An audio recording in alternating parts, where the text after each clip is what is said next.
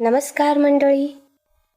असं म्हणतात, संपूर्ण जगाच्या समाजामध्ये मानवी संतुलन आणि आयुष्य संतुलन राखण्यासाठी शिक्षण हे सर्वात महत्त्वाचे साधन, जे प्रत्येकाला पुढे जाण्यासाठी, जीवनात यशस्वी होण्याची आणि आव्हाने जिंकण्याची क्षमता देते. योग्य शिक्षण आणि त्यामुळे ठरवलेले ध्येय यामुळे आपण सक्षम बनतो. आणि म्हणूनच 10वी नंतर योग्य क्षेत्राची निवड करणे खूप गरजेचे आहे. त्याने विचारांना योग्य दिशा मिळते. आजच्या विद्यार्थ्याला नेमकं 10वी नंतर कोणतं क्षेत्र योग्य आहे हे निवडण्यासाठी मदत मिळावी म्हणून ॲसेंट कुटुंबाने हा व्हिडिओ तयार केला आहे. मूळ विषयाला सुरुवात करण्यापूर्वी या चित्रातील व्यक्तीला तुम्ही ओळखता का? हो, एलॉन मस्क. एलॉन मस्क हा तसा पाहिलं तर डे ड्रीमर होता, म्हणजे दिवसाढवळ्या स्वप्न पाहणारा व्यक्ती. आणि तो त्याच्या कल्पनेच्या विश्वामध्ये अगदी गुंतून जायचा. असा की अगदी त्याच्या आई वडिलांना काही क्षणांसाठी वाटायचं की हा बहिरा आहे की काय. कधीतरी त्यांनी तर असा निर्णय घेतला होता की आपण याची सर्जरी करूयात, कारण हा कुठल्याच प्रश्नाला नीट उत्तर देत नाही. इलॉन हा सतत आपल्या कल्पनेच्या विश्वामध्ये गुंतलेला असायचा, पण सोबत त्याला आणखी एका गोष्टीची आवड होती. ती म्हणजे त्याला सायन्स फिक्शन बुक्स वाचायला आवडायची. आणि त्या पुस्तकांच्या विश्वामध्ये रमता रमता त्याला त्याची आवड समजून गेली की आपल्याला याच क्षेत्रामध्ये काहीतरी करायचं आहे. आज एलॉन मस्क हा पेपल, स्पेसएक्स आणि टेस्ला मोटर्स ह्या जगामध्ये खूप जास्त प्रसिद्ध असलेल्या कंपन्यांचा मालक आहे. मल्टीमिलियनियर आहे आणि असं म्हणूयात की जगातील मोस्ट पॉवरफुल पर्सन्स पैकी तो एक आहे. Elon Musk. 10वी नंतर काय, या प्रश्नासाठी साधारणपणे आम्ही 5 गोष्टी तुम्हाला मदत करण्यासाठी येथे निवडलेल्या आहेत. व्हॉट आर दी ऑप्शन्स, तुमच्याकडे काय पर्याय आहेत. Where can I get the information, माहिती साधारणपणे मला कशी मिळू शकते. How am I going to set the aim, मी अगदी निर्णय कसा काय घेऊ शकतो की मला कुठल्या क्षेत्रात जायचं आहे. Difficulties while taking the decision, बऱ्याचदा निर्णय घेताना अनेक समस्या उद्भवतात, त्या कोणत्या प्रकारच्या असू शकतात. आणि तुमच्यासाठी टॉप अँड डिमांड प्रोफेशन्सची मी लिस्ट केलेली आहे. तर सुरुवात करूयात पहिल्या विषयाला, ज्याचं नाव आहे व्हॉट आर दी ऑप्शन्स. 10वी नंतर सर्वसाधारणपणे आपल्याकडे असलेला एक महत्त्वाचा पर्याय म्हणजे आपण रेग्युलर स्टडीज करू शकतो 11वी आणि 12वी. आता 11वी आणि 12वीचा अभ्यासक्रम केल्यानंतर काय असतं की 12वीला मी कुठल्या क्षेत्र घेतल्यानंतर त्यानंतर पुढे माझ्याकडे पर्याय काय आहेत. बघा, तुम्ही साधारणपणे आर्ट्स, कॉमर्स आणि सायन्स या 3 क्षेत्रांपैकी एखाद्या क्षेत्राची निवड करू शकतात. 11वी 12वी ह्या 2 वर्षानंतर 3 वर्षांचा आर्ट्स, कॉमर्स आणि सायन्स या प्रत्येक क्षेत्रामध्ये बॅचलर डिग्री कोर्स असतो. BA किंवा BCom किंवा BSc. त्यानंतर 2 वर्षांचा पोस्ट ग्रॅज्युएट कोर्स असतो, ज्याला आपण मास्टर डिग्री असं पण म्हणतो. MA, MCom किंवा MSc. त्यानंतर तुम्ही पोस्ट ग्रॅज्युएशन रिसर्च करू शकता, PG रिसर्च, ज्याला MPhil असं म्हणतात. एखादा विषय निवडून त्याच्यावर तुम्ही रिसर्च करू शकता. आणि सर्वात शेवटी तुम्ही डॉक्टरल करू शकतात, PhD करू शकतात त्या विषयाची. साधारणपणे जो डिग्री कोर्स आहे ग्रॅज्युएशन तो 3 वर्षांचा आहे. पोस्ट ग्रॅज्युएशन साधारण 2 वर्षात पूर्ण होतं. जे तुम्ही PG रिसर्च करतात म्हणजे MPhil करतात त्याला 1 वर्षाचा कालावधी पुरेसा असतो. आणि PhD करण्यासाठी तुम्ही निवडलेला विषय आणि त्यासंबंधी अभ्यासासाठी लागणारा वेळ यावरून सरासरी 3 ते 6 वर्षांचा वेळ लागणं अपेक्षित आहे. आर्ट्स, कॉमर्स आणि सायन्स या 3 क्षेत्रांपैकी सर्वात आधी आपण आर्ट्स या विषयाचा अभ्यास करूयात की नेमकं काय असतं आर्ट्समध्ये. आर्ट्स या विषयामध्ये लिटरेचर, लँग्वेजेसमध्ये तुमच्याकडे पर्याय असतात. इंग्लिश हा कंपल्सरी सब्जेक्ट आहे. इंग्लिशशिवाय हिंदी, मराठी, उर्दू, संस्कृत, गुजराती हे ऑप्शनल सब्जेक्ट आहेत. तुम्ही त्याच्यातला कोणताही एक विषय निवडू शकता. याशिवाय history, political science, geography, psychology, sociology, mathematics, economics या पद्धतीचे ऑप्शनल सब्जेक्ट आहेत. या ऑप्शनल सब्जेक्टपैकी कोणतेही विषय तुम्ही तुमच्या आवडीनुसार घेऊ शकता. एन्व्हायरमेंटल स्टडीज हा एक कंपल्सरी सब्जेक्ट आहे. पर्यावरणाची गरज सध्या असल्यामुळे हा विषय कंपल्सरी सब्जेक्ट आहे आणि त्याचे मार्क्स आपल्या मेन रिझल्टमध्ये काउंट होतात. आर्ट्स या स्ट्रीममध्ये असलेल्या ह्या कुठल्याही विषयावर तुम्ही पुढे BA किंवा पुढे MA आणि PhD करू शकता. लिटरेचर किंवा हे जे उरलेले सब्जेक्ट आहेत या सब्जेक्टमध्ये PhD केल्यानंतर तुमच्याकडे आणखी बरेचसे पर्याय उपस्थित राहतात. अगदी तुम्ही ग्रॅज्युएशन केल्यानंतर सुद्धा तुमच्याकडे अनेक पर्याय करिअर ऑप्शन्स म्हणून उपस्थित असतात आणि याच्यातला उपलब्ध असतात आणि यातला कुठला पर्याय तुम्ही निवडायचा हे तुमच्यावर आहे. कसा निवडणार याच्याविषयी आपण जाणणार आहोत. सर्वात आधी मी तुम्हाला पर्यायांची म्हणजे जी माहिती आहे ती देणार आहे. तर कुठले करिअर ऑप्शन्स साधारणपणे आर्ट्स घेतल्यानंतर आपल्याला माहीत आहेत किंवा थोडेफार माहीत नसतील तरी नव्याने जाणून घेऊयात. Civil services, MPSC Maharashtra public service commission किंवा UPSC union public service commission याच्यामध्ये जाऊन तुम्ही कुठलीही सिव्हिल सर्व्हिसेसचे जॉब्स, सरकारी नोकरी आणि बरेचसे अजून त्याच्यामध्ये IAS, IPS, IFS मंत्रालयामध्ये वेगवेगळ्या प्रकारच्या जागा निघतात, सेल्स टॅक्स वगैरे ह्या सगळ्या गोष्टी सिव्हिल सर्व्हिसेसमध्ये इन्क्लुडेड असतात. हा एक खूप चांगला पर्याय आहे. तुम्ही रिसर्च करू शकता, PhD मी मागे म्हणाल्याप्रमाणे. त्यानंतर DED, BEd हा पर्याय आहेच. तुम्ही टीचर, प्रोफेसर होऊ शकता. LLB, LLM करून तुम्ही लॉयर होऊ शकता. जर्नालिझम सध्या खूप जास्त ह्या क्षेत्राची म्हणजे डिमांड आहे. जर्नालिझम, तुम्ही मीडिया पर्सनॅलिटी होऊ शकता. फॅशन डिझायनिंग, डिझायनर होणं हा आर्ट्सनंतर अगदी सोपा सुलभ पर्याय आहे. इव्हेंट मॅनेजमेंट, तुम्ही कुठल्याही एखाद्या इव्हेंटसाठी तुम्ही मॅनपॉवर प्रोव्हाइड करू शकता किंवा तुम्ही इव्हेंट मॅनेज करू शकता. इंटिरियर डिझायनिंगचं वर्क आहे. आपल्या इथे खूप छान छान कॉलेजेस आता नव्याने इंटिरियर डिझायनिंगची बनत आहेत. तुम्ही त्यांच्याविषयी माहिती मिळवू शकता. MSW हा एक वेगळं प्रोफेशन आहे. मास्टर इन सोशल वर्क अनेक वर्षांपासून सुरू आहे, पण याच्यामध्ये जाणाऱ्या लोकांची संख्या खूप मर्यादित आहे. तर सोशल वर्कमध्ये इंटरेस्ट असेल तर तुम्ही MSW करू शकता. फाईन आर्ट्स, कमर्शियल आर्ट्स, वेगवेगळ्या ॲडव्हर्टाइजमेंट बनवल्या जातात, वेगवेगळ्या वेबसिरीज बनवल्या जातात. त्यांच्या मागचं जे डोकं, त्यांच्या मागे जे आर्टिस्टिक ब्रेन असतं हे फाईन आर्ट्स, कमर्शियल आर्ट्सवाल्या लोकांचं असतं. तर बऱ्याचदा लोकांच्या मनामध्ये एक मिसकन्सेप्शन झालेलं आहे की आर्ट्स म्हणजे काहीतरी डाऊन स्टँडर्ड. तर मला असं वाटतं की आर्ट्सनंतर अनेक पर्याय आपल्याकडे इथे उपलब्ध आहेत आणि यातला कुठलाही पर्याय हा जरासुद्धा कमीपणाचा नाही आहे. ह्या पर्यायांपैकी कोणत्याही पर्यायाचा स्वीकार करून तुम्ही तुमच्या आयुष्यामध्ये खूप चांगलं उत्तम करिअर घडवू शकता. पुढचा पर्याय आहे कॉमर्स. कॉमर्स स्ट्रीममध्ये मेन सब्जेक्ट्स आर्ट्सपेक्षा थोडेसे कमी असतात आपल्या इथे असं समजूयात. सगळ्यात आधी तर इंग्लिश हा कंपल्सरी सब्जेक्ट असतो.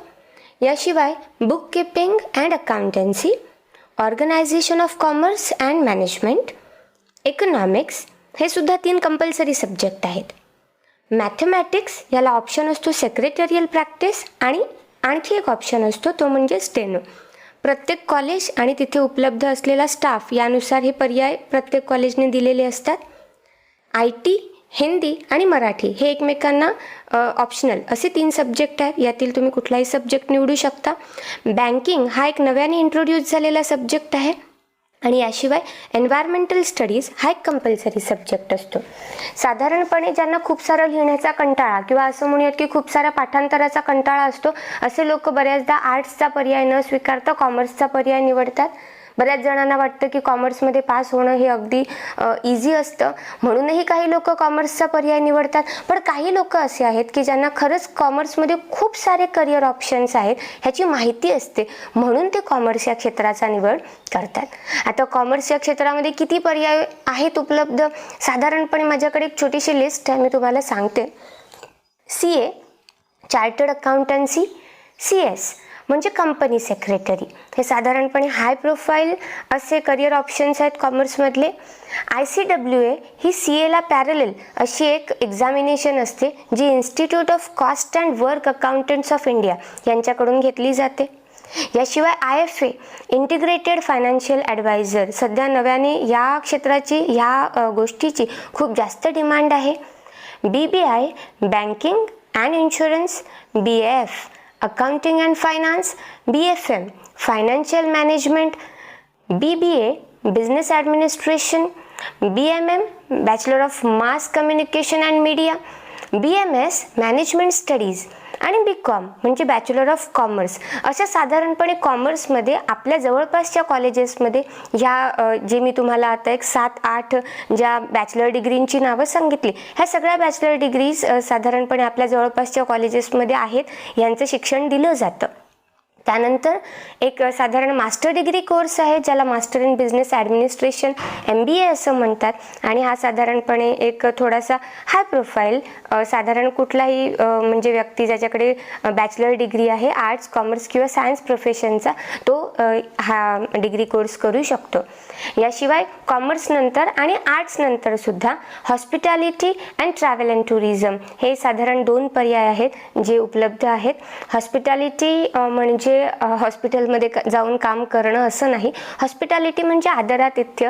बऱ्याचदा एअर हॉस्टेसेस किंवा एखादे एअरपोर्ट रिसेप्शनिस्ट असतील, मोठमोठ्या कंपनीमध्ये रिसेप्शनिस्ट म्हणून जे आपण म्हणूयात की उत्तम प्रकारे एखाद्या व्यक्तीशी बोलता येणं, संवाद साधता येणं, ही कला ज्या व्यक्तीच्या अंगी आहे अशा व्यक्ती हॉस्पिटॅलिटी या क्षेत्रामध्ये जाऊ शकतात. ट्रॅव्हल अँड टुरिझम हा सध्या बूमिंग इंडस्ट्री आहे, सगळ्यांना माहीत आहे. या इंडस्ट्रीमध्ये 2 प्रकारचे जॉब असतात. एक तर तुम्ही टूर मॅनेजर म्हणून टूरच्या सोबत जाऊ शकतात, आणि दुसरं तुम्ही बॅक ऑफिस टूर्स अरेंज करून देऊ शकतात. त्यानंतर एंटरप्रेनरशिप ज्याच्यामध्ये तुम्ही खरोखर एखाद्या बिझनेसचे मालक होऊ शकतात. कॉमर्स घेतल्यानंतर साधारणपणे एवढ्या सगळ्या क्षेत्रांची जी काही एक सुरुवात आहे, 11वी-12वी कॉमर्स झाल्यानंतर आपल्याला नेमकं कळायला लागतं की आपण यातल्या कुठल्या क्षेत्रामध्ये जायला हवं. आपली आवड, आपला इंटरेस्ट यानुसार मग आपण डिसिजन फायनल करू शकतो. पुढची स्ट्रीम आहे सायन्स. साधारण ज्या स्ट्रीमकडे थोडं रिस्पेक्टफुली पाहिलं जातं की हा सायन्स म्हणजे काहीतरी फार छान, असं ज्या क्षेत्राकडे पाहिलं जातं तो म्हणजे सायन्स. आणि सायन्स या क्षेत्रामध्ये साधारण आपण विषयांची 3 भागामध्ये विभागणी करू शकतो. मेडिकल ॲस्पिरंट्स, इंजिनिअरिंग ॲस्पिरंट्स आणि तिसरा भाग जो आहे तो आहे बायफोकल सायन्स.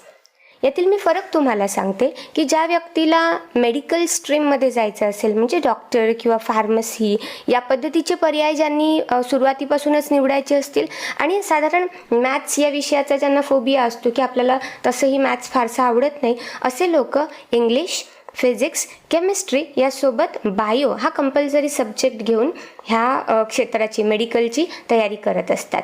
EVS हा कंपल्सरी सब्जेक्ट आहे, आणि याच्याशिवाय IT, Hindi, Marathi, geography, sociology, psychology यापैकी एखादा पर्याय मॅथ्सच्या जागी आपण निवडू शकतो. तसंच इंजिनिअरिंग ॲस्पिरंट्स जे आहेत, इंजिनिअरिंगची तयारी करणारे जे लोक आहेत, ते लोक इंग्लिश, फिजिक्स, केमिस्ट्री या कंपल्सरी सब्जेक्टसोबत बायो अवॉइड करून मॅथ्स या विषयाची निवड करू शकतात. EVS पुन्हा कंपल्सरी सब्जेक्ट आहे, आणि बायो जिथे रिप्लेस होतो त्यासाठी तुम्ही ITची, Hindi, Marathi, geography, sociology, psychology यापैकी एखाद्या विषयाची म्हणजे निवड करू शकतात. आता मेडिकल इंजिनिअरिंग ॲस्पिरंट्सना मॅथ्स आणि बायोचे कसे पर्याय असतात हे मी सांगितले, पण इंजिनिअरिंग ॲस्पिरंट्ससाठी आणखी एक पर्याय असतो की इंग्लिश, फिजिक्स, केमिस्ट्री, मॅथ्स यांच्यासोबत ते CS computer studies, computer science किंवा ES म्हणजे इलेक्ट्रॉनिक्स आणि इलेक्ट्रिकल्स यापैकी एखाद्या विषयाची निवड करू शकतात. हा विषय साधारणपणे 200 मार्कांचा असतो, आणि बायफोकल सायन्सवाले विद्यार्थी ते असतात ज्यांना आपल्याला मेडिकल स्ट्रीमला जायचंच नाही हे ज्यांनी सुरुवातीपासून ठरवलेलं असतं. इंजिनिअरिंग किंवा आर्किटेक्चरल करायचं आहे आणि जास्तीत जास्त स्कोअर करता येईल या उद्देशाने CS, ES किंवा इलेक्ट्रिकल्स निवडलं जातं. सायन्स ह्या स्ट्रीमला जाणाऱ्या विद्यार्थ्यांना एकदा 12वीची परीक्षा झाल्यानंतर 3 पैकी एखादी किंवा 3ही CET जर तुम्ही इच्छा असेल तर तुम्ही देऊ शकता. जर तुम्हाला इंजिनिअरिंग करायची आहे, IIT सारख्या खूप म्हणजे मोठ्या क्षेत्राची जर तुम्ही स्वतःसाठी ध्येय म्हणून जर निवड केलेली आहे, तर JEE नावाची एक एंट्रन्स एक्झाम असते ज्याला जॉईंट एंट्रन्स एक्झाम असं म्हणतात. याचे 2 भाग असतात, मेन्स आणि ॲडव्हान्स. पण जर तुम्ही असं ठरवलेलं असेल की नाही IIT वगैरे आपली म्हणजे आवड नाही आणि आपल्याला नॉर्मल इंजिनिअरिंगला जायचं आहे, तर मग तुम्ही कॉमन एंट्रन्स टेस्ट देऊ शकतात ज्याला CET असं म्हणतात. आणि ज्यांना इंजिनिअरिंग शिवाय ज्यांना मेडिकल म्हणजे MBBS किंवा BDS, BHMS, BAMS हे ध्येय ज्यांनी ठेवलेलं असतं त्यांच्यासाठी एक नीट नावाची national eligibility cum entrance test ही एक्झाम द्यायची असते. CET कॉमन एंट्रन्स टेस्ट दिलेल्या विद्यार्थ्यांसाठी पर्याय जे खुले असतात त्याच्यातला एक पर्याय म्हणजे इंजिनिअरिंग आणि दुसरा पर्याय म्हणजे फार्मसी. या पर्यायांपैकी कोणताही पर्याय CET नंतर ते निवडू शकतात. आता सायन्स घेतलेल्या विद्यार्थ्यांसाठी नेमके कोणते पर्याय उपलब्ध आहेत, तर इंजिनिअरिंगमध्ये खूप साऱ्या स्ट्रीम्स आहेत, पण आपल्याकडे साधारण आपल्या परिसरामध्ये जे कॉलेजेस आहेत त्या कॉलेजेसमध्ये computer engineering, civil engineering, electrical engineering, electronics, aerospace, biotechnology, mechanical, chemical, automobile, electronics साधारणपणे ह्या स्ट्रीम्स अवेलेबल आहेत. आणखी एक महत्त्वाची गोष्ट, जर तुमचं इंजिनिअरिंगला जाण्याचं स्वप्न हे सुरुवातीपासून असेल तर तुम्ही 11वी-12वी न करता डिप्लोमा या पर्यायाचा म्हणजे तुम्ही पर्यायी मार्ग स्वीकारू शकता. डिप्लोमा घेतल्यानंतर तुम्हाला सुरुवातीपासूनच यातल्या इंजिनिअरिंगची कुठलीही एक स्ट्रीम निवडायची असते, ज्या स्ट्रीमच्या आधारे तुम्ही साधारण 3 वर्षाचा डिप्लोमा कोर्स आणि 4 वर्षाचा डिग्री कोर्स करून इंजिनिअरिंग डिग्री मिळवू शकता. पण जर तुम्हाला वाटत असेल की नाही 11वी-12वी करून आपण थोडंसं अगोदर सुरुवातीला चेक करूयात की नाही आपल्यासाठी नेमकं काय योग्य आहे, तर तुम्ही 11th-12th केल्यानंतर मग इंजिनिअरिंगमध्ये यातला कोणताही पर्याय निवडू शकतात. सो बोथ वेने दोन्ही मार्गाने तुम्ही जाऊ शकता. आणि मेडिकल ॲस्पिरंट्स आहेत त्या लोकांसाठी साधारण जे उपलब्ध पर्याय आहेत ते आहेत MBBS, BDS, BAMS, BHMS, veterinary doctor, physiotherapist, pharmacy, PGDMLT, optometry, chemist, research सेक्टरमध्ये जाऊ शकता तुम्ही. आणि साधारणपणे हे आपल्याकडे करिअर ऑप्शन्स आहेत. आता BSc बॅचलर डिग्री जी घेतली जाते सायन्समध्ये ती कुठल्या कुठल्या विषयामध्ये आहे, तर physics, IT, computer science, chemistry, biotechnology, microbiology, mathematics, zoology, botany, agriculture, genetics, home science, pharmacy ह्या विषयांमध्ये तुम्ही बॅचलर डिग्री मिळवू शकता. आणि आफ्टर BSc फार्मास्युटिकल कंपनीज आहे, टीचिंग प्रोफेशन आहे किंवा वेगवेगळ्या कंपनीजमध्ये अकॉर्डिंग टू युअर डिग्री तुमच्या डिग्रीनुसार तुम्हाला चांगला जॉब मिळू शकतो. तुम्ही याच्या पुढे त्याच सब्जेक्टमध्ये मास्टर्स पण करू शकता. BSc न करता किंवा ह्या मेनस्ट्रीममधली BSc न करता जर तुम्हाला पॅरामेडिकल कोर्सेसकडे वळायचं असेल म्हणजे मेडिकल प्रोफेशनला हेल्प करणारं किंवा डॉक्टरांना मदत करणारं हे जे एक प्रोफेशन आहे या प्रोफेशनला पॅरामेडिकल कोर्सेस असं म्हणतात. आणि हे जर तुम्हाला करायचे असतील तरीही तुमच्याकडे अनेक पर्याय खुले आहेत. जसं तुम्ही BSc नर्सिंग करू शकता, ऑडिओलॉजी अँड स्पीच थेरपी करू शकता, ऑप्थॅल्मिक टेक्नॉलॉजीचा म्हणजे तुम्ही स्टडी करू शकता, radiography, nuclear medicine, medical lab technology, naturopathy and yogic science, physiotherapy, anaesthesia technician, dental hygiene, x ray technology and sonography technology. आणखीही बरेच पॅरामेडिकल कोर्सेस अवेलेबल आहेत, उपलब्ध आहेत. पण मी जी माझ्याकडे जेवढी माहिती होती त्यानुसार जे उपलब्ध कोर्सेस आहेत त्यांची मी इथे यादी दिलेली आहे तुम्हाला. तर काही विद्यार्थी मला नेहमी हा प्रश्न विचारतात की मिस जर मला आर्ट्स, कॉमर्स आणि सायन्स यात इंटरेस्ट नसेल आणि मला जर 10वी नंतर आणखी काही वेगळं करायचं असेल तर काही कोर्सेस ह्या प्रायव्हेट इन्स्टिट्यूट्स किंवा काही गव्हर्मेंट कॉलेजेसमधून प्रोव्हाइड केल्या जातात. जसं jewellery designing, web designing, photography, hotel management, beauty and cosmetology म्हणजे hair and skin care, graphics, textile manufacturing, textile engineering, dress making, dress designing, fruit and vegetable processing, ACCD आणि pen technology. अजूनही बरेचसे streams courses आहेत. माझ्याकडे जेवढी माहिती होती त्यांना मी इथे एनलिस्ट केलेलं आहे. साधारण 10वी नंतर या पर्यायांपैकी कुठल्याही पर्यायाचा तुम्ही स्वीकार करू शकता तुमच्या आवडीनुसार. तुम्हाला कशात इंटरेस्ट आहे हे चेक करून आर्ट्स, कॉमर्स, सायन्सला जायचं नसेल तर हे कोर्सेस तुम्ही डायरेक्ट 10वी नंतर यांना ॲडमिशन घेऊ शकता. याशिवाय आणखी एक पर्याय गव्हर्नमेंट ऑफ इंडियाने आपल्यासाठी अवेलेबल करून ठेवलेला आहे तो म्हणजे ITI. ITI म्हणजे इंडस्ट्रियल ट्रेनिंग इन्स्टिट्यूट, ज्यामध्ये खूप साऱ्या वाईड स्ट्रीम्स आहेत. नॉर्मली प्रॅक्टिकल नॉलेज ज्या ठिकाणी जाऊन आपल्याला मिळतं एखाद्या विषयाचं, तर ते ITI सेंटर्समध्ये किंवा ह्या इंडस्ट्रियल ट्रेनिंग इन्स्टिट्यूटमध्ये असं मी मानते. So draftsman, tool and die maker, pump operator, diesel mechanic, fitter, turner, motor driving cum mechanic, त्यानंतर IT, information technology, computer, refrigeration, electrician, त्यानंतर शीट मेटल वर्कर, असे अनेक पर्याय ह्या ITI मध्ये उपलब्ध आहेत. तुम्ही जर 11वी-12वी नसेल करायचं आणि ITI म्हणून जर तुम्ही बघत असाल पर्याय 10वी नंतरचा, तर यातल्या कुठल्याही स्ट्रीमची तुम्ही निवड करू शकता. ITI केलेल्या विद्यार्थ्यांना जेव्हा महाराष्ट्र सरकारच्या ज्या वेळेला वेकेन्सीज निघतात कुठेही, त्यावेळेला त्यांना प्रथम प्राधान्य देण्यात येतं, कारण ITI इन्स्टिट्यूट ह्या आपल्या महाराष्ट्र शासनामार्फत आणि आपल्या भारत सरकारतर्फे बऱ्याचदा चालवल्या जातात आणि तिथल्या विद्यार्थ्यांना ही प्रथम प्राधान्य दिलं जातं नोकरीमध्ये. तर विद्यार्थी मित्रांनो, आत्तापर्यंत आपण हे जाणून घेत होतो की आपल्याकडे किती पर्याय आहेत आणि साधारणपणे त्या पर्यायांची माहिती मी तुम्हाला दिली की नेमकं किती कोणता करिअर ऑप्शन 10वी नंतर तुमच्यासमोर आहे आणि कुठल्या पद्धतीचं करिअर तुम्हाला त्या पर्यायाचा निवड केल्यानंतर तुम्हाला मिळू शकतं, याच्याविषयी आपण माहिती घेतली. पण मूळ प्रश्न तसाच राहिला की आत्ता हे एवढे पर्याय मी तुम्ही सांगितले, यातला नेमका कुठला पर्याय मी निवडू आणि कसा निवडू, मला कसं कळणार की कोणता पर्याय योग्य आहे? तर यासाठी तुम्हाला करायचं आहे छोटासा एक्सपेरिमेंट किंवा छोटीशी चाचणी स्वतःची. बघा, आपल्याकडे वेळ आहे पुरेसा आणि या वेळेचा सदुपयोग म्हणून या काही गोष्टी तुम्हाला चेक करायच्या, तुम्हाला टेस्ट करायच्या. सगळ्यात पहिली गोष्ट म्हणजे एक्सप्लोरेशन. काय एक्सप्लोर करणार आहात? काय करणार तुम्ही एक्सप्लोर? तर रिसर्च करायची, माहिती मिळवायची. आपल्याकडे बरीच साधनं आहेत, जसं आपल्याकडे गुगल आहे, डिफरंट टाईपचे बुक्स आहेत, आपल्याकडे आपल्या आजूबाजूला अनेक माणसं आहेत. तर नेमकं कुठलं स्ट्रीम तुम्हाला जे वाटतं की हे स्ट्रीम चांगलं आहे, तर त्या स्ट्रीमची माहिती कलेक्ट करायला सुरुवात करा. एक 10 स्ट्रीम्स तुम्हाला वाटतात की योग्य आहे, तर ह्या 10 स्ट्रीम्सची माहिती गोळा करा.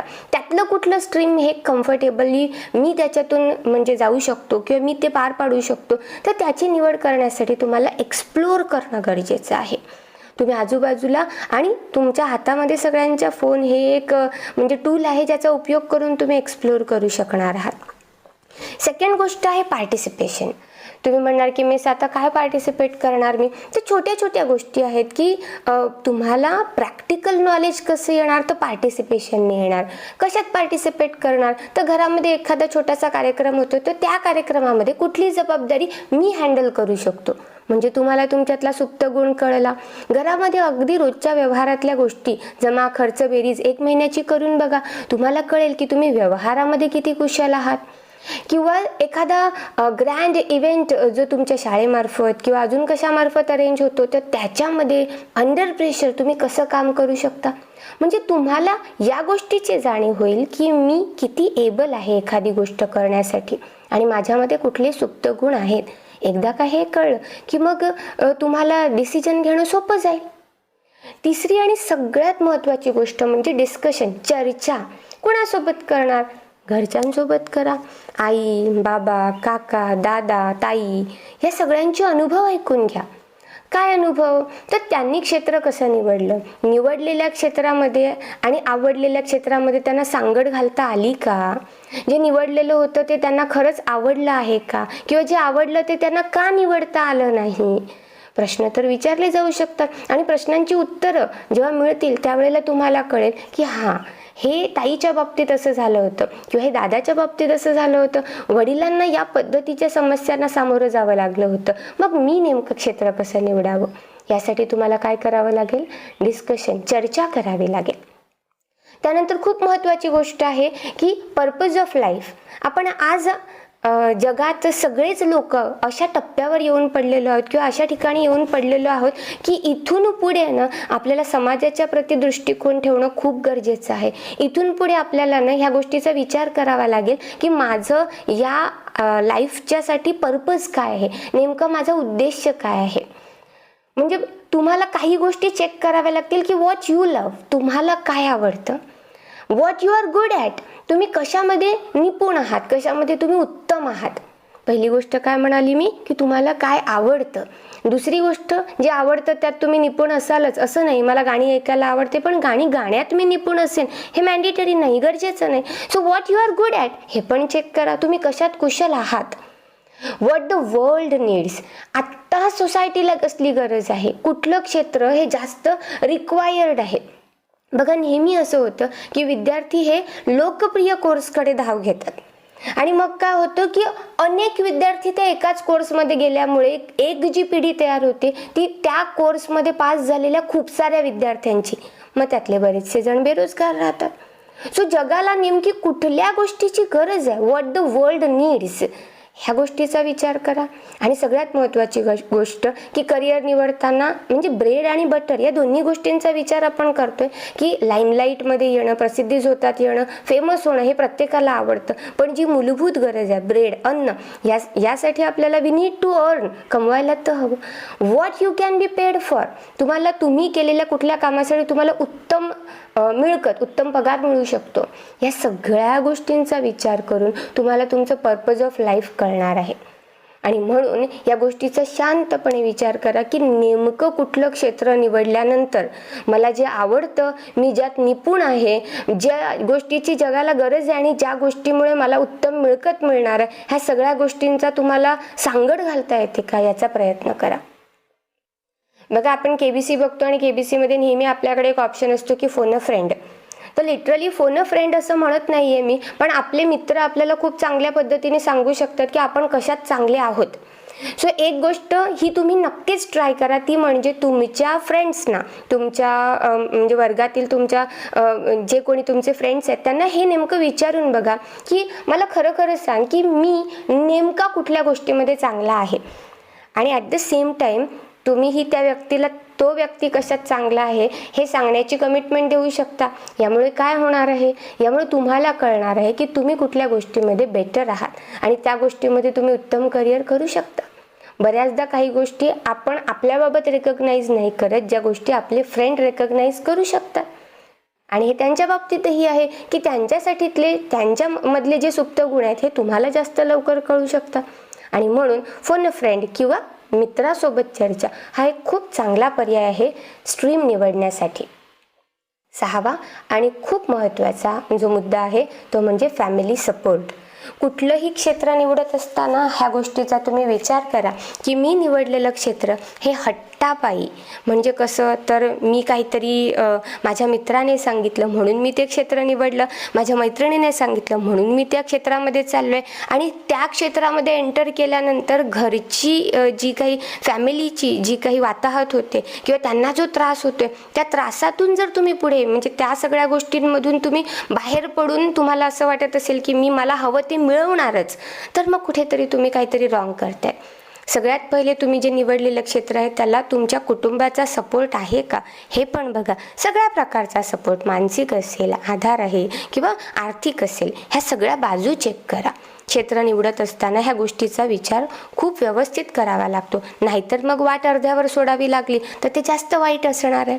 त्यामुळे फॅमिली सपोर्टचा विचार करून मगच स्ट्रीम निवडा. तुम्ही निवडलेल्या क्षेत्राला आई वडील विरोध करणार नाहीत. आणि जर तुमचं क्षेत्र खरंच तुम्ही निवडलेलं योग्य नसेल तर आई वडील काहीतरी अनुभवातून काहीतरी चांगलं सांगतायत ह्याचाही विचार करा. स्वतःला शाश्वती असेल की मी निवडलेलं क्षेत्र उत्तमच आहे तर आई वडिलांना ती गोष्ट पटवून देण्याचा प्रयत्न करा, हो की नाही. तर मग मी तुम्हाला सांगितलेली आहे एक खूप छान योजना की ज्याच्यातून तुम्ही कसं क्षेत्र निवडाल ह्याच्याविषयी साधारणपणे एक आयडिया आली असेल. काय करणार आहात, एक्सप्लोर करा. अजून काय करणार आहात, पार्टिसिपेट करा. अजून डिस्कस करा, बघा पर्पज ऑफ लाईफ काय आहे, फोन अ फ्रेंड, मित्रांसोबत चर्चा करा. आणि सगळ्यात महत्त्वाची गोष्ट फॅमिली सपोर्ट पहा. आणि या सगळ्या गोष्टीनंतर तुम्ही जे क्षेत्र निवडाल ते 100% करेक्ट असेल.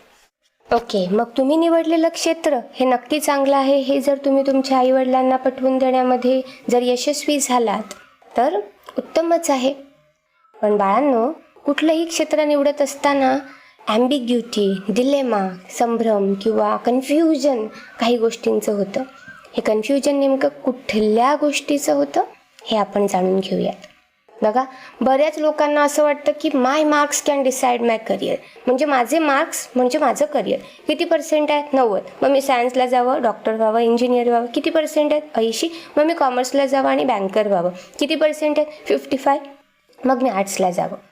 पर्सेंटेजने करिअर डिसाईड करणं हे योग्य नाही आहे. कारण मी असे अनेक विद्यार्थी पाहिलेत की ज्या विद्यार्थ्यांना कदाचित 60% होते आणि त्यांनी सायन्सला ॲडमिशन घेऊन खूप मेहनत करून पुढे 85% काढलेले आहेत. आणि काही असेही विद्यार्थी पाहिलेत की ज्यांना 90% मार्क होते आणि ज्यांनी सायन्सला ॲडमिशन घेतलं आणि अगदी 45% मार्कांपर्यंत पण त्यांना पोचताना दमले ते लोक. म्हणजे काय होतं, कॉलेजला गेल्यानंतर बऱ्याचदा कॉलेजची हवा म्हणूयात किंवा जो काही आपल्या आजूबाजूच्या गोष्टींमध्ये होणारा जो बदल आहे, त्या बदलामुळे आपण कदाचित जे ध्येय ठरवतो त्या ध्येयापर्यंत पोहोचत नाही. मग फक्त मार्क्समुळे करिअर नका ठरवू. तुमचं करिअर अशा पद्धतीने सेट करा की मार्क्स किंवा इतर गोष्टींचा त्याच्यावर इफेक्ट नाही झाला पाहिजे. मी जे ठरवलेलं आहे ते मला मिळवायचं आहे. आणि खरंच एकदा काय करायचं हे ठरलं की कसं करायचं याचा नेमका मार्ग सापडतो. आणि एक गोष्ट खूप मनापासून म्हणजे मनाशी अगदी निश्चय करून ठेवा की जेवढं मोठं ध्येय असतं ना तेवढ्याच मोठ्या अडचणी असतात. बऱ्याचदा असं असतं की ट्रॅडिशनल फॅमिली व्ह्यूज असतात. नाही, वडील शिक्षक आहेत मग त्यांना वाटतं मुलाने शिक्षक व्हावं, वडील डॉक्टर आहेत मग त्यांना वाटतं की आपल्या मुलाने डॉक्टर व्हावं. तर हे जे ट्रॅडिशनल फॅमिली व्ह्यूज असतात हे बऱ्याचदा आपल्याला बदलता येत नाहीत. मग मी काय करू? बाबांना असं वाटतं की मी डॉक्टर व्हावं, पण माझी अशी इच्छा आहे की मी ॲक्टर व्हावं. कन्व्हिन्स करण्याचा प्रयत्न करा. ट्रॅडिशनल फॅमिली व्ह्यूज आहेत ते बदलण्याचा प्रयत्न करा. तुम्ही आज कितीतरी ॲक्टर्स असेही पाहतात की जे म्हणजे education they are engineer, they are architect, आणि ते केल्यानंतरही तर ॲक्टिंग केली जाऊ शकते. मग एकदा आपल्या फॅमिलीच्या रिस्पेक्टसाठी त्या प्रोफेशनची निवड करायला काय हरकत आहे? त्यानंतर छंद म्हणून आपल्याला ह्या प्रोफेशनचा विचार करता येतोच की. पुढे बऱ्याचदा असं वाटतं की my friend wants to do this, shall I also do the same. म्हणजे अगदी शेळ्या मेंढ्यांसारखं एकाच्या मागे एक पळायचं. माझ्या मित्राने इथे ॲडमिशन घेतलं म्हणून मी पण तिथेच घ्यायचं. तुमच्या मित्राची आवड वेगळी आहे, तुमच्या मित्राचा फील्ड ऑफ इंटरेस्ट वेगळा आहे म्हणून त्याने त्या ठिकाणी ॲडमिशन घेतलं. आणि माझा फील्ड ऑफ इंटरेस्ट वेगळा असताना मी जर त्या सेम प्रोफेशनमध्ये एंटर केलं तर मी त्याच्या एवढा सक्सेसफुल होऊ शकतो का? डेफिनेटली नाही. बघा, आत्ता अजाण वयामध्ये घेतलेला एखादा निर्णय हा जर तुमच्या करिअरला स्पॉईल करणार असेल तर आत्ताच स्वतःला त्यापासून रोखा. माझ्या मित्राला ते करावंसं वाटतं म्हणून मला ते करावंसं वाटलंच पाहिजे हे गरजेचं नाही. हे पहा की तुम्हाला काय करावंसं वाटतं. एक खूप वाईट म्हणूयात किंवा अयोग्य म्हणूयात अशी एक गोष्ट सध्या आपल्या आजूबाजूला आहे, ती म्हणजे लस्टिंग फेक फॅब्रिकेटेड वर्ल्ड. म्हणजे कसं जग की बघा, आपण बघतो बऱ्याचशा गोष्टी सोशल मीडियाच्या माध्यमातून आपल्या समोर येत असतात. सोशल मीडियावर बऱ्याचदा दाखवल्या जातात अनेक गोष्टी की अशा पद्धतीने फेमस होता येतं किंवा अशा पद्धतीने आपण ब्युटिफुल दिसू शकतो किंवा हे प्रोफेशन निवडलं तर आपल्याला एवढ्या चांगल्या पद्धतीने पैसे मिळवता येतील. बघा, अगदी टी व्हीवर मैं माधुरी दीक्षित बनना चाहती हूँ अशी स्वप्न बघत गावाकडून कितीतरी मुली येतात शहरामध्ये आणि स्वतःचं आयुष्य बऱ्याचदा उद्ध्वस्त करतात. फेक आणि फॅब्रिकेटेड वर्ल्डमध्ये एंटर करण्यापूर्वी 1000 वेळा विचार करा की ते फक्त दुरून डोंगर साजरे आहेत, दुरून दिसणारं ते जग आहे. आणि त्या जगामध्ये एंटर करण्यापूर्वी त्याची योग्य माहिती नसेल तर कदाचित तुम्ही तिथे जाऊन फसले जाऊ शकतात. त्यामुळे ध्येय निश्चित करत असताना 1000 वेळा या गोष्टीचा विचार करा की आपण जे ध्येय निश्चित करतो हे फक्त दुरून दिसणारं असंच म्हणजे जग आहे की हे खरोखर प्रत्यक्षामध्ये एक चांगलं जग असू शकतं. ह्या लस्टिंग फेक आणि फॅब्रिकेटेड वर्ल्डच्या मागे न पडता जे योग्य आहे त्याची निवड करा. आणि त्यानंतर फक्त पैसे मिळवण्यासाठी करिअर असा जर तुम्ही डोक्यामध्ये करिअरचा विचार करत असाल तर ह्याही गोष्टीवर एकदा पुनर्विचार करावा. पैशांच्या पलीकडे मानसिक समाधान किंवा पैशांच्या पलीकडे जे मला करायला आवडतं ते करायला मिळणं ह्या सगळ्या गोष्टीसुद्धा महत्त्वाच्या आहेत. म्हणून तुमचं करिअर हे फक्त पैसा ह्या गोष्टीवर डिसाईड होऊ शकत नाही. त्यामुळे कुठलंही करिअर निवडत असताना, कुठलीही करिअरचं तुम्ही सेट करत असताना, गोल गोल सेट करत असताना फक्त मार्क्स, ट्रॅडिशनल फॅमिली व्ह्यूज, माझ्या मित्राला काय करावंसं वाटतं, फेक फॅब्रिकेटेड वर्ल्डकडे मी अट्रॅक्ट होतोय किंवा मला फक्त पैसे कमवायचे आहेत म्हणून ते क्षेत्र निवडू नका. क्षेत्र निवडत असताना खूप विचार करून ते निवडा. आणि आता तुमच्यासाठी काहीतरी छान, तर मी तुमच्यासाठी टॉप इन डिमांड प्रोफेशन सांगते या ठिकाणी. आणि ही का सांगते, कारण ही सध्या बूमिंग इंडस्ट्री आहे. या गोष्टीमध्ये तुम्ही एंटर केल्यानंतर इथून पुढे काही कालांतराने कदाचित तुम्ही स्वतःला एका वेगळ्या उंचीवर पाहाल. पण पुन्हा एकदा सांगते, आज जे करिअर कदाचित इन डिमांड आहे ते 15 वर्षांनी असेलच असं नाही. त्यामुळे थोडासा पुढचा विचार करून मग त्या क्षेत्राची निवड करा. बघा, सायन्समध्ये मेडिसिन्स म्हणजे डॉक्टर, बघा कोरोना काळ चालू आहे आणि सगळ्यात जास्त इन डिमांड प्रोफेशन आहे मेडिसिन, डॉक्टर. फिजिओथेरपी, न्यूट्रिशनिस्ट खूप जास्त इन डिमांड प्रोफेशन आहे सध्या हे फिजिओथेरपी आणि न्यूट्रिशनिस्ट. का? कारण लोकांच्या चॉईसेस, लोकांच्या डिमांड्स या क्षेत्रातल्या वाढलेल्या आहेत. लोकांना वाटतं की मी डाएट कॉन्शियस आहे, मला एक चांगला न्यूट्रिशनिस्ट सजेस्ट करू शकतो की मी काय खाल्लं पाहिजे. पुढे सॉफ्टवेअर डेव्हलपमेंट, हा खूप जास्त इन डिमांड प्रोफेशन आहे हे आताच्या म्हणजे परिस्थितीमध्ये. कारण वेगवेगळे डेटा, वेगवेगळा सॉफ्टवेअर बनवणं आणि त्याच्या आधारे काहीतरी नवीन शोधून काढणं किंवा त्याच्या आधारे काहीतरी नवीन जगाला देणं, ह्या गोष्टीसाठी सगळे लोक प्रयत्न करत आहेत. सायबर सिक्युरिटी, आपण बघतो रोज नवीन नवीन गुन्हे घडत आहेत आजूबाजूला आणि त्या गुन्ह्यांमध्ये आपल्याला मार्ग काढायचा असतो आणि तो मार्ग व्यवस्थितपणे काढण्यासाठी आपल्याला सायबर सिक्युरिटीची गरज आहे. याशिवाय ॲनिमेशन, आपण कितीतरी सुंदर सुंदर ॲनिमेशन मूवीज बघतो, गेम्स बघतो आणि यासाठी ॲनिमेशनची खूप जास्त रिक्वायरमेंट असते. गेम डेव्हलपर, सध्या गेम्सचा खूप जास्त क्रेज आहे मुलांमध्ये आणि ह्या तुम्ही गेम डेव्हलपर होऊ शकतात. रोबोटिक्स, येणाऱ्या काळाची खूप मोठी गरज आहे. रोबोटिक्स तुम्ही हे शिकू शकता. आणि मेकॅनिकल इंजिनिअरिंग, बघा हे एवढे प्रोफेशन्स मी तुम्हाला सांगितलेले आहेत ते सध्या मार्केटमध्ये खरंच जास्त इन डिमांड प्रोफेशन्स आहेत. याच्याशिवाय आणखी काही प्रोफेशन्स आहेत ज्यांचा तुम्ही अभ्यास नक्कीच कराल. मी तुम्हाला म्हणाले की आपल्याला एक्सप्लोर करत राहायचं आहे आणि एक्सप्लोर केल्यानंतर आपल्याला कळेल की नेमकी कुठली गोष्ट आपल्यासाठी योग्य आहे. कॉमर्स स्ट्रीम म्हणून तुम्ही स्वतःचं क्षेत्र जर बघत असाल तर फायनान्शियल कन्सल्टंट, बघा खूप म्हणजे मोठी मोठी लोक ज्यांना ना आपल्याकडे असलेले पैसे हे कशा पद्धतीने मॅनेज करायचे हे माहीत नसतं, मग त्यासाठी त्यांना कन्सल्टंटची गरज लागते. कॉस्ट अँड मॅनेजमेंट अकाउंटन्सी, नक्कीच मोठमोठ्या कंपनीजना यांची गरज लागते. डेटा ॲनालिस्ट, मिळालेली माहिती प्रॉपर पद्धतीने हँडल करणं, या गोष्टीसाठी रिसर्च करण्यासाठी ह्यांना वेगवेगळ्या कंपनीजना डेटा ॲनालिस्टची रिक्वायरमेंट असते. फायनान्शियल प्लॅनर, माझं वर्षभरामध्ये येणाऱ्या मिळकतीचा मी कशा पद्धतीने खर्च करू, कशी सेव्हिंग करू, यासाठी लोकांना फायनान्शियल प्लॅनर हवा असतो. CA, आपल्याला माहिती आहे पूर्वापार चार्टर्ड अकाउंटंट ही आपल्याला खूप म्हणजे असं म्हणत की इन डिमांड प्रोफेशन आहे. Investment banking, company secretary, stock broking, आता खूप इन डिमांड प्रोफेशन आहे स्टॉक ब्रोकिंग. व्हेंचर कॅपिटल आणि इन्शुरन्स, बघा कुठलीही गाडीपासून कुठल्याही छोट्या छोट्या गोष्टीला पण हल्ली इन्शुरन्स लागतो. सो कॉमर्स प्रोफेशनमध्ये हे खूप जास्त रिक्वायर्ड, खूप जास्त इन डिमांड असलेल्या ह्या ज्या प्रोफेशन्स आहेत ज्या मी तुम्हाला सांगितल्या. आणि अगदी सरते शेवटी मी तुम्हाला आर्ट्सचे ऑन डिमांड प्रोफेशन्स सांगते, ज्याच्यामध्ये सिव्हिल सर्व्हिसेस, लॉ, त्यानंतर क्लिनिकल सायकोलॉजी, काउन्सिलर आहेत, कमर्शियल आर्टिस्ट आहेत, जर्नलिझम, मी आधी पण म्हणाले तुम्हाला की खूप जास्त डिमांड आहे. Hospitality, event management, content writer, editor, author, बघा ना कुठल्याही TV सिरियलला आपल्याला लागतोच की नाही काहीतरी कंटेंट लिहिणारा. आपण जे रियालिटी शोज बघतो ज्यांच्यामध्ये आपल्याला स्क्रिप्टेड असतात बऱ्याचशा गोष्टी, ती स्क्रिप्ट कोण लिहिणार, त्यासाठी क्रिएटिव्ह कंटेंट रायटर हवे असतात त्यांना.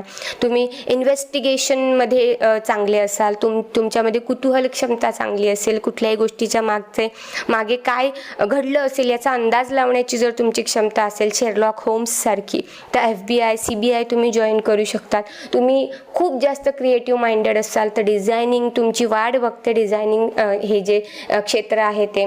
आणि आर्ट्स म्हणजे काहीतरी कमी असं मानणाऱ्या लोकांसाठी, बघा परदेशामध्ये आपले वेगवेगळे जे नेते मंडळी किंवा कुणीही लोक जातात त्यांना ट्रान्सलेटरची गरज लागते. लिंग्विस्टिक नॉलेज तुमचं चांगलं असेल, तुम्ही जर कोणतीही एखादी परदेशी भाषा शिकला असाल तर तुम्ही ॲज अ ट्रान्सलेटर काम करू शकतात. बघा, ह्या सगळ्या टॉप इन डिमांड्स प्रोफेशन्सपैकी तुम्हाला कुठलं प्रोफेशन तुमच्यासाठी वेगळं किंवा युनिक असं वाटतं आणि ते तुम्ही का निवडलेलं आहे, त्यासाठी तुम्ही अभ्यास केला का, तुम्ही एक्सप्लोर केलं का, तुम्ही आईवडिलांचा सल्ला घेतला का, फोन फ्रेंड केला का, ह्या सगळ्या गोष्टींचा विचार करून मग ह्या तर्कापर्यंत, निष्कर्षापर्यंत, कन्क्लुजनपर्यंत आपल्याला पोचायचं आहे की 10वी नंतर काय. बरेचसे विद्यार्थी मला प्रश्न विचारतात की मिस, हे चांगलं की ते चांगलं, हे क्षेत्र चांगलं की ते क्षेत्र चांगलं. मला असं वाटतं की तुम्ही जे निवडाल ते क्षेत्र उत्तम आहे हे सिद्ध करण्याची जबाबदारी तुमची आहे. मागे एकदा मी ऐकलं होतं, कुणीतरी एक मोठी व्यक्ती म्हणाली होती की तुम्ही ज्या क्षेत्रात जाल त्या क्षेत्रामधील छत्रपती शिवाजी महाराज बनता आलं पाहिजे. आपण ज्या क्षेत्रामध्ये उडी घ्याल त्या क्षेत्रात सर्वोत्तम आहोत हे आपल्याला सिद्ध करता आलं पाहिजे. म्हणजे क्षेत्र कोणतं हे निवडण्यापेक्षा निवडलेलं क्षेत्र हे उत्तमच आहे हे ज्या वेळेला आपण सिद्ध करू शकतो त्यावेळेलाच आपला हा शोध संपेल असं म्हणता येईल. चला, ऑल दी बेस्ट तुमच्या फ्युचरसाठी. May God bless you all.